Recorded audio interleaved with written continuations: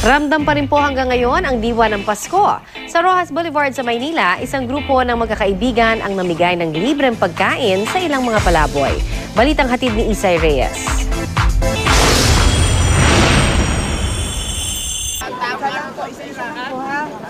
Sa kalaliman ng gabi, isang sorpresa ang inihatid ng magkakaibigang ito sa may isandang street dweller sa isang parke sa may Rojas Boulevard. Ang regalo nila, lugaw, juice at tinapay na inihatid mismo sa higaan ng ilan. Oo, masaya kami.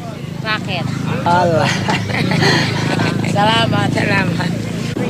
Kwento ni Dottie, taon-taon siyang namimigay ng tulong bilang pagdiriwang ng Pasko at kanyang kaarawan. It's not actually of what I'm feeling. It's more of what they're feeling. Oo. So, pag nakita ko nakasmile na sila, yung pinagod namin the whole day of cooking and packing, wala na. Ngayon, nakasmile na ulit kami. Pati ang ilan nilang balikbayan na kasama, lubos ang saya sa paghahatid ng pagkain.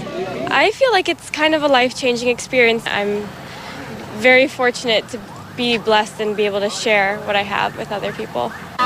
Kahit sa simpleng paraan na ipakita ng grupong ito na ang diwa ng Pasko ay hindi lang isang araw, kundi ito'y magpapatuloy habang may mga pusong handang magbigay at magbahagi ng kanilang pagmamahal. Masarap po sa buhay na mabigyan kami ng biyaya.